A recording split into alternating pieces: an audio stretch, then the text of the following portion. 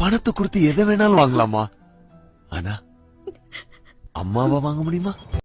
தாயன்புக்கு ஈடேதம்மா, ஆகாயம் கூட அது போதாது, தாய் போலையா. வணக்கம் அம்மா. வணக்கம். வணக்கம். எத்தனை வயது? 68. சரி, 68வது பிறந்த நாள் வாழ்த்துக்கள் அம்மா. நாங்கள் பிரதர் சர்ப்ரைஸ் டெலிவரிலேருந்து வாரோம். சரி, அம்மாக்கு எத்தனை பிள்ளைகள்? 5 பேர். 5 பேரும் இங்கே இருக்கணும்மா, வெளிநாட்டிலையா? வெளிநாட்டில் 5 பேரும் வெளிநாட்டிலையா? அப்போ சரி, இந்த கிஃப்டை யார் அனுப்பியிருப்பாங்க?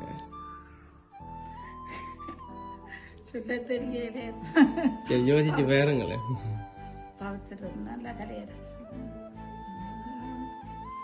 பொம்பளை பிள்ளைகளும் மிரிக்கணும், சொல்லலாம். அப்போ இந்த முறை தான் ஃபர்ஸ்ட் அனுப்பியிருக்காங்க அம்மாவுக்கு. அப்போ அம்மாவில் கூட பிடிச்சவங்க தான் அனுப்பியிருக்காங்க. யாரா இருக்கும்? பவித்ரா எந்த நாட்டில் இருக்கு? 3 பேரும் சுவிஸ்ல. சரி, அப்போ பவித்ரா அனுப்பியல.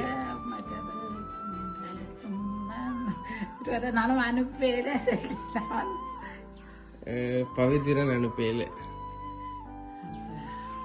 பிள்ளைகளே அனுப்பியல. வேற யாராச்சும் அனுப்பியிருப்பாங்களா? வேற ஒரு உறவுகளும் கதைக்கிறேன் இல்லையா? அப்ப அவை அனுப்பியிருக்கலாமே அம்மாக்கு தெரியாம.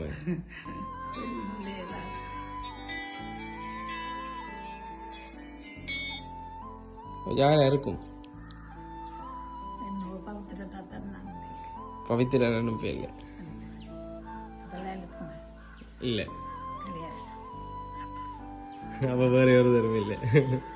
சரி, அம்மாண்ட செல்ல மகன் லலித் குமார் சுவிஸ்ல இருந்து அவர் தான் அனுப்பியிருக்கிறார். அவருக்கு என்ன சொல்ல போறீங்க? நன்றி. சரி, கேக்கோட இன்னும் ஒரு பெரிய கிஃப்ட் ஒன்று அனுப்பியிருக்கு. சரி, பாப்போம்மா.